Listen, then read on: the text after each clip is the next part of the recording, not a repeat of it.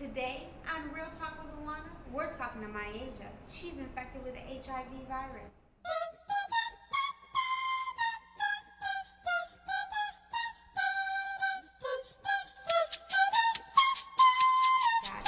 Because God told you that my husband was your husband was passing with AIDS. How did those emotions? What did that do to you? I was devastated.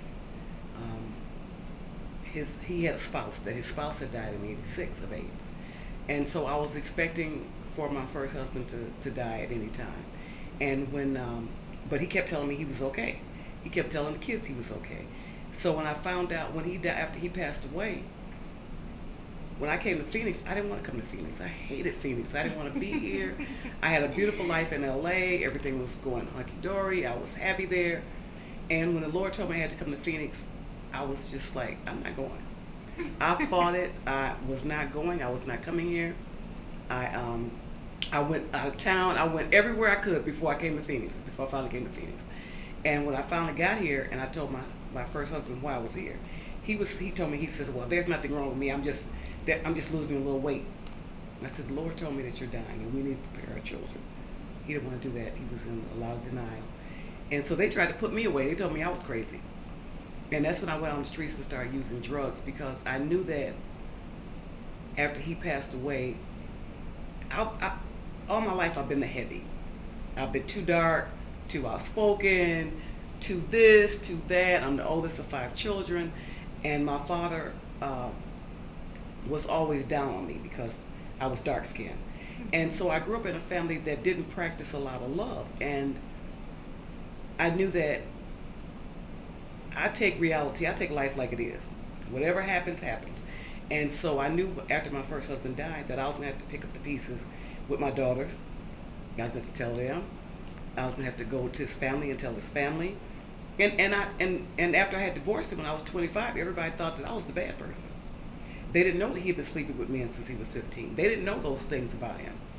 I knew those things when I turned 32 years old, but they didn't know it. So everybody was looking at me like I was crazy.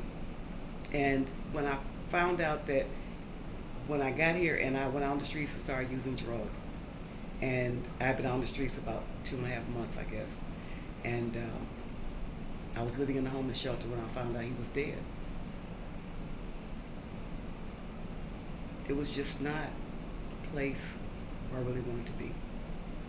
And I knew then that I needed to get my life in order so I could get my daughters,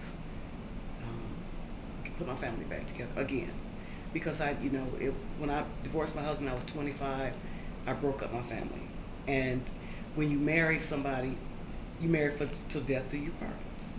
And I wasn't married till death do us part, and I didn't like him. And so when I divorced him, at 25, that was back in '78, and women didn't do that. You don't divorce your husband unless he's beating you, unless he's not taking care of you, and you especially don't leave the kids with him. And we agreed that the kids would spend 2 years with me and 2 years with their father, because I wasn't going to live in the same state. And I got ostracized for that. My girlfriends wouldn't speak to me because, well, you need to stay with your husband because he's taking care of you. I was like, y'all can have him. Okay, I don't want y'all can have him. But